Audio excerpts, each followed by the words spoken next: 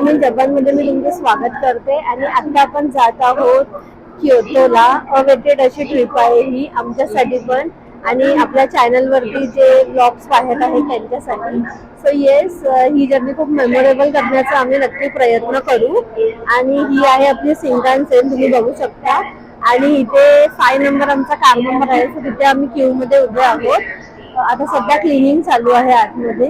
जसं क्लिनिंग संपतं तर तुम्हाला मी पुढून आतून पूर्ण जी आपली शिंकानसेन आहे ती दाखवण्याचा नक्की प्रयत्न करेल. So yes, stay tune.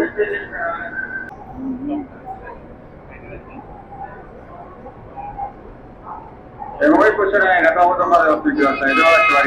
आता आम्ही आलेलो आहोत शिंकानसेनच्या आतमध्ये. तुम्ही बघू शकता आम्ही इथे सीट्स घेतलेल्या आहेत आणि असे लोक आपली स्वतःची सीट शोधत आहेत. आणि आम्ही 3 जण आहोत. सो आम्ही 3 जण आहोत, त्यामुळे आमची कंबाईन 3 सीट आहे. आणि ही जर्नी आम्ही प्लॅन गेली 1.5 महिन्यापासून करतोय. सो त्यामुळे प्रॉपर त्यांना प्लॅन करता आली. हवं तशा सीट्स भेटल्या लाईनअप. किंवा कधीतरी काय होतं, मग आपण इमर्जन्सी प्लॅन करतो त्यावेळी आपल्याला लाईनअप सीट्स भेटत नाही. फॅमिली असेल तर इथे तिथे बसावं लागतं. सो ते डिफिकल्ट होतं. त्यामुळे जर तुम्ही प्लॅन करत असाल तर खूप आधीपासून प्लॅन करा, कारण क्योटो हे खूप क्राऊडेड आहे, स्पेशली ऑटममध्ये. सो येस, जर तुम्हाला तुमची जर्नी कम्फर्टेबल करायची असेल, सो हे जे शिंकानसेन बुकिंग बोला किंवा हॉटेल बुकिंग जे खूप आधी ॲडव्हान्समध्ये करा तुम्ही, सो ते तुमच्यासाठी खूप जास्त बेनिफिशियल राहील. सो आमच्या ट्रेनचं जे आहे, बुलेट ट्रेनचं शिंकानसेनचं डिपार्चर जे आहे ते झालेलं आहे. 9:21चं डिपार्चर होतं. आणि येस, जर्नी आपली स्टार्ट झालेली आहे. You can see. सो आता मी जे सँडविच आहेत ते कॅरी केले होते. सो आता मी एन्जॉय करतो आहे. ॲक्च्युली जर्नी खूप अर्ली होती आणि इथे बहुधा लोक अशीच करतात की घरातून लवकर निघतात, जर्नी लवकर स्टार्ट करतात. आणि शिंकानसेनची जर्नी आहे ती आता ही 2 वेळेस असायची, तर आपण आतमध्ये बसून आरामात खाऊ शकतो. सो आमचे सँडविचेस इथे रेडी आहे.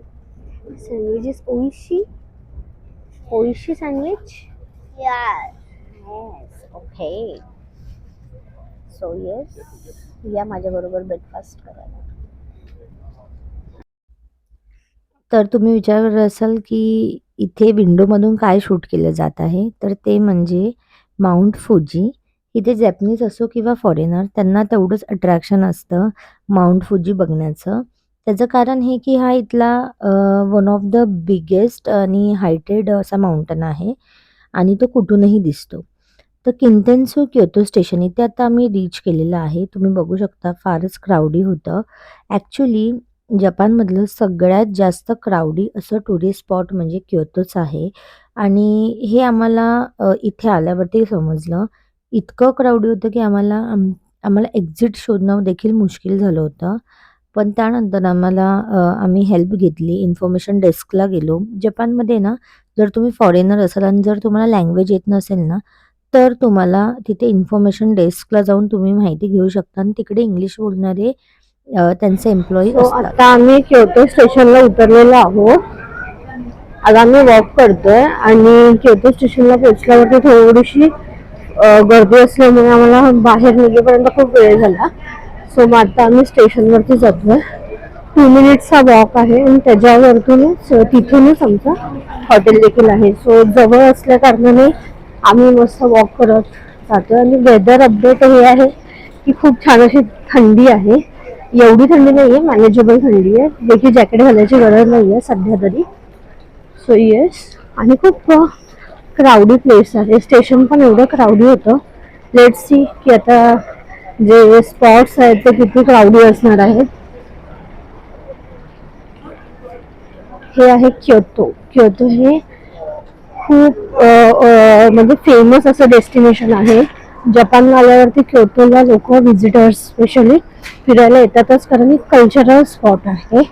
इथे जपानची सगळ्यात जास्त हिस्ट्री रिलेटेड ज्या गोष्टी आहेत त्या क्योतोशी रिलेटेड आहे. सो त्या कारणाने ते तुम्हाला कळणारच आहे आपल्या पुढच्या व्लॉग्समध्ये. स्टे ट्यून राहा तुम्ही. चलो. हे होतं आमचं स्टेकेशन. तुम्ही बघू शकता आपा हॉटेल. आपा हॉटेलची चेन आहे जपानमध्ये आणि हे बऱ्यापैकी फेमस आहे आणि ॲक्चुअली आम्ही खूप लेट बुकिंग्स केल्यामुळे आम्हाला फक्त हेच ऑप्शन भेटलं आणि जास्त ऑप्शन्स भेटले नाहीत. तर त्याचा आम्हाला आता चूज करण्यासाठी आम्हाला वेळ भेटला नाही. सो जो भेटला ऑप्शन तो घेतला आम्ही आणि हा स्टेशनच्या जवळ होता, सिटी सेंटरमध्ये होता त्यामुळे. सो येस, ही आहे हॉटेलची लॉबी. तुम्ही पाहू शकता इथे एलिव्हेटर्स आहेत. आता मी तुम्हाला आपल्या रूमची टूर करवणार आहे आणि ह्या रूममध्ये आम्ही 3 नाईट्स स्पेंड केले आणि पर नाईटचे चार्जेस होते ह्या रूमचे 45,000 येन. सो मला असं वाटतं की 45,000 येनच्या मुकाबले तुम्हाला वर्थेबल वाटणार नाही. त्याचं कारण हे की आप्पा हॉटेलचे रूम्स खूपच कॉम्पॅक्ट आहेत आणि आम्हाला देखील जास्त असं वर्थेबल वाटलं नाही. बट स्टिल आमच्याकडे ऑप्शन नव्हता सो आम्ही मॅनेज केला. बट तरीही तुम्हाला मी हा रूम टूर करवणार आहे. जेव्हा येतो तेव्हा इथे आहे ड्रेसिंग मिरर आणि इथे खाली जेव्हा कधी आपण रूममध्ये जातो तर आउटडोर जे शूज आहेत ते काढायचे तिथे आणि इनडोअर शूज वेअर करायचे आपल्याला. सो येस, हे इनडोअर शूज आहेत जे मी आता वेअर करते. हे आहे डस्टबिन, इथे आहे वॉशरूम. चला वॉशरूम दाखवते तुम्हाला. सो हे आहे washroom. Japanese toilet as you know किती फेमस असतात. ह्या साईडला आहे बाथटब, ह्या साईडला आहे टॉयलेट सीट आणि असं छोटंसं आहे कारण रूम पण लहानच आहे. असा छोटासा रूम आहे, तुम्ही बघू शकता.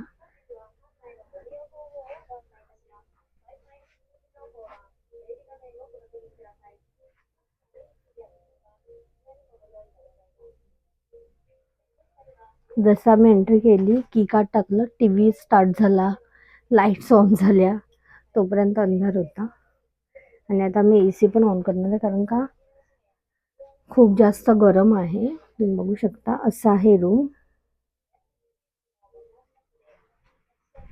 सो आता आपण आलेलो आहोत फुशिमी इनारी तायशा या श्राईनला. ह्याची पण एक हिस्ट्री आहे. हे श्राईन पाहता पाहता तुम्ही ह्याची हिस्ट्री नक्की ऐकायला विसरू नका. चला म्हणजे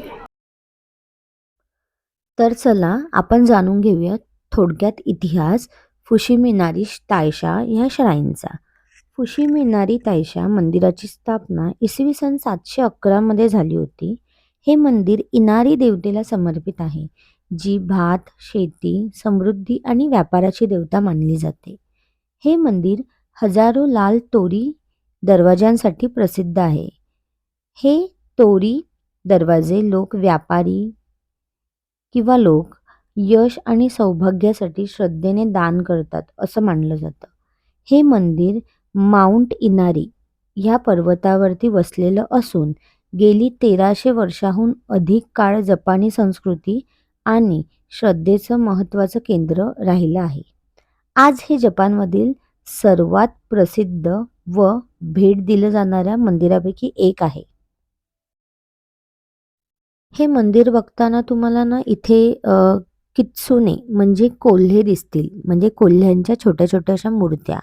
ज्या कोल्ह्यांच्या तोंडामध्ये ना वेगवेगळ्या गोष्टी असतील जसं की किल्ली, भाताची कणसं किंवा ग्रंथ आणि ह्याची वेगळ्या पद्धतीचं एक म्हणजे अर्थ आहे. तो म्हणजे किल्ली जर ज्या कोल्ह्याच्या तोंडामध्ये असेल, ते म्हणजे धान्याच्या कोठाराची असं मानलं जातं. भाताची कणसं म्हणजे अन्न देवतेची आणि ग्रंथ याचा असा अर्थ होतो की समृद्धी, अन्नधान्य, ज्ञान आणि संपत्ती. म्हणजे कोल्हे देवतेपर्यंत प्रार्थना पोहोचवणारं माध्यम असं मानलं जातं. आपण म्हणतो ना की संदेशवाहक, दूत, अगदी तेच. हजारो तोरी दरवाजे जे लाल रंगाचे आहेत ते देवांच्या जगात प्रवेशाचे प्रतीक असं मानलं जातं. प्रत्येक तोरी एखाद्या व्यक्तीने किंवा व्यवसायाने दान केलेला यश, नोकरी, पगार आणि धनसंपत्तीच्या प्रार्थनेसाठी उभारलेले. म्हणून हे श्राईन व्यवसाय समृद्धीचं मंदिर देखील मानलं जातं. छोटे-छोटे श्राईन्स म्हणजे मिनी श्राईन्स आहेत डोंगरावरती चढताना. जेव्हा तुम्ही ट्रेक करता ना, तेव्हा तुम्हाला एक 1 ते दीड तास लागतो एकदम डिटेल ट्रेकिंगसाठी आणि तुम्हाला ट्रेक तुमचा कंप्लीट करण्यासाठी. तर तिकडे ना तुम्हाला जाताना छोटे-छोटे मिनी श्राईन्स देखील दिसतील. तर वेगवेगळ्या स्वरूपातील येणारी देवतेला ते समर्पित केलेले श्राईन्स आहेत आणि लोकांनी स्वतःच्या नवसासाठी बांधलेले. जसं आपण एखादा नवस आपल्या देवाकडे करतो आणि तो पूर्ण करण्यासाठी जातो ना, तर ह्यांच्या नवस पूर्ण करण्याची ह्या मंदिरात स्पेशली वेगळी पद्धत आहे, की तुम्ही छोटे-छोटे श्राईन्स तिथे डोंगरावरती स्थापित करू शकता. ह्याचा अर्थ असा होतो. एखाद्या विशिष्ट इच्छा किंवा समस्येसाठी किंवा पूजेसाठी असं मानलं जातं. म्हणजे तुम्ही विचार करा ना, जपानी संस्कृती आणि आपली भारतीय संस्कृती किती मेळ खाते ना एकमेकांशी आणि व्यक्तीची श्रद्धा आणि प्रार्थना ह्या उद्देश मात्र सेम आहे. फक्त ती प्रेझेंट करण्याची पद्धत वेगळी. हे जे तुम्ही बघताय ना आजूबाजूला, हे सगळे दान केलेले श्राईन्स आहेत, नवस पूर्ण केलेले श्राईन्स आहेत. जेवढी माहिती मला भेटली ऑनलाईन, तेवढी मी तुमच्याबरोबर इथे शेअर करते. कारण माझी अशी इच्छा आहे, की तुम्हाला आपल्या मराठी मातृभाषेत ह्या गोष्टी कळाव्यात. कारण आपण आपल्या भाषेत जेव्हा ऐकतो ना, तेव्हा आपण जास्त रिलेट करतो, असं मला वाटतं. थोडक्यात हाच अर्थ आहे, की कोल्हे देवतेचे दूत आहेत. तोरी गेट प्रार्थना आणि कृतज्ञतेचे प्रतीक आहे आणि छोटे-छोटे जे श्राईन्स आहेत, ते वैयक्तिक नवस आणि श्रद्धा हाच यामागचा उद्देश आहे. हे जे तुम्हाला इथे दिसत असेल ना, हे आहेत शॉप्स आणि तिकडे हे असे छान असे मातीचे भांडी किंवा जॅपनीज स्टाईल जे स्टॅच्यूज आहेत, जे घुबडाचे वगैरे तर इकडे ना खूप मानलं जातं घरामध्ये शास्त्राच्या नुसार. त्यामुळे ते जॅपनीज लोकं ते प्रिफर करतात पर्चेस करणं आणि त्यानंतर डेमध्ये आम्ही ट्रेक कंप्लीट केल्यावर नाईटला आम्ही ह्या लोकेशनला गेलो जिथे होतं खूप सुंदर असं कल्चरल इल्युमिनेशन. जपानमध्ये तुम्ही खूप इल्युमिनेशन पाहिले असतील. पण हे जे इल्युमिनेशन होतं ना, ते ऑटम शेड्स जे जपानमध्ये क्रिएट होतात स्पेशली क्योतोमध्ये, ते हायलाइट करण्यासाठी हे इल्युमिनेशन होतं आणि श्राईन आणि प्लस जे ऑटम शेड आहेत ते. पण ह्या जागी जी गर्दी होती ना, तुफान गर्दी होती. चालायला देखील जागा नव्हती. तिकीट्स देखील होते इकडे. तिकीट्स घेऊन लोकं अगदी पाहायला जात होती. पण जर तुम्ही लहान मुलांना घेऊन जात असाल ना, तर मी तुम्हाला सजेस्ट करेल, की तुम्ही लांबूनच जर तिकडे गर्दी नसेल, तर आत जा. पण गर्दी असेल, तर लांबूनच ह्या गोष्टीची मजा घ्या. कारण ना, इथे चालायला देखील जागा नाही, तर लहान मुलं खूप जास्त स्ट्रगल करतात ह्या जागी, असं मला वाटतं. आणि हे जे श्राईन आहे ना, हे बऱ्यापैकी फेमस आहे. या श्राईनचं नाव आहे कियोमिझू-देरा. हे ऑटम इल्युमिनेशनसाठी खूप फेमस आहेत आणि नोव्हेंबर ते डिसेंबर अ, हा टायमिंग आहे इथे इल्युमिनेशनचा. जर तुम्ही ह्या टाईममध्ये इथे व्हिजिट करणार असाल ना, तर तुम्हाला हे इल्युमिनेशन भेटेल. आणि ह्या इल्युमिनेशनचा मागचा उद्देश हा आहे, की मंदिरात अ, रात्री एक निळा प्रकाश किंवा किरण beam beam of blue light असं दिसतं. तुम्हाला दिसलं असेल माझ्या व्हिडिओत आणि हा प्रकाश मंदिराचा दया व करुणेचं प्रतीक म्हणून पसरवला जातो, असं म्हटलं जातं. हे दृश्य खास करून रात्रीच मंदिर आणि पानाच्या रंगाच्या पार्श्वभूमीवर फार सुंदर दिसतं.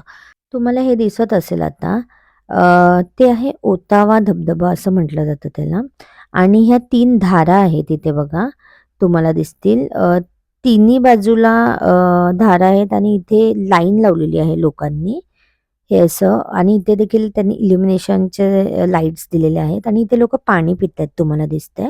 ह्याचं तुम्हाला एक मी मला पण युनिक वाटलं म्हणून शेअर करावसं वाटलं. ह्याचा अर्थ असा आहे, की पहिली धार म्हणजे दीर्घायुष्य, दुसरी धार म्हणजे यश आणि शिक्षण, करिअर, तिसरी धार म्हणजे प्रेम, वैवाहिक सुख. तर लोकं इथे पाणी पितात. तुम्हाला दिसत असेल त्या धारेमधून पाणी घेऊन पितायत. पण इथे असं म्हणलं होतं, की तुम्ही एका वेळी जर तिन्ही धारांचं पाणी पिलत ना, तर ते लोभाचं प्रतीक मानलं जातं, ग्रीडीनेस. तर त्यामुळे तुमचा आशीर्वाद जो तुम्ही घेताय पाणी पिऊन त्याचा इफेक्ट कमी होतो. त्यामुळे लोकं इथे तिन्ही धारांचं पाणी पित नाहीत, 1 किंवा 2 धारांचं पाणी पितात. So yes. सो हे देखील मला युनिक वाटलं म्हणून म्हटलं की तुमच्याबरोबर शेअर करावं. आणि जॅपनीज लोक ह्या गोष्टीला खूप मानतात. तुम्ही लाईन पाहिली असेल तिकडे. तर येस, आता आम्ही इथलं इल्युमिनेशन वगैरे संपवून ह्या स्पॉटमधून एक्झिट घेत होतो आणि खरंच खूप सुंदर आणि नॅचरल इल्युमिनेशन होतं आणि ते नॅचरल शेड आहेत ना झाडांचे, ते दिसत होते. तर ते खूप युनिक वाटलं आम्हाला आणि हे फक्त ना तुम्हाला क्योतोमध्ये पाहायला मिळेल. हे तुम्हाला सिटीमध्ये जसं की टोकियोमध्ये नाही भेटणार. आम्ही टोकियोमध्ये राहतो ना, तिथे आम्ही खूप इल्युमिनेशन पाहिले. पण हे असं इल्युमिनेशन आम्ही क्योतोमध्ये पाहिलं. सो येस, ह्या स्पॉटला आहे ना खरंच वर्थ इट आहे. नक्की या. सो इथे आलं आमचं डिनर. सो आम्ही रामेन घेतलेलं आहे. रामेन आणि नूडल्स घेतलेले आहेत आणि राईस बाउल घेतला आहे. सो आता आम्ही डिनर करणार आहोत. सकाळपासून खूप टेक अवे गोष्टी खाल्ल्या. इथे जरा बॅकग्राऊंडला खूप सारा नॉईज आहे, त्यामुळे जास्त लाईव्ह ब्लॉगिंग नाही करता येणार. बट येस, आता आम्ही आमचं फूड एन्जॉय करतो. इतादाकिमास. ए लेट्स डू इतादाकिमास. Come on. नमस्ते करून इतादाकिमास. आजचा दिवस हा मी इथेच एंड करते. पुन्हा भेटूयात उद्या. डे 2 आपल्या क्योतो ट्रिपचा डे 2 आहे उद्या. सो उद्या मी काय काय कवर करणार आहे हे देखील मी तुमच्याशी नक्कीच शेअर करीन. आय होप तुम्हाला हा आजचा दिवस आवडलेला आहे. आवडला असेल तर नक्की आपल्या चॅनलचा पुढचा व्हिडिओ बघायला विसरू नका. तोपर्यंत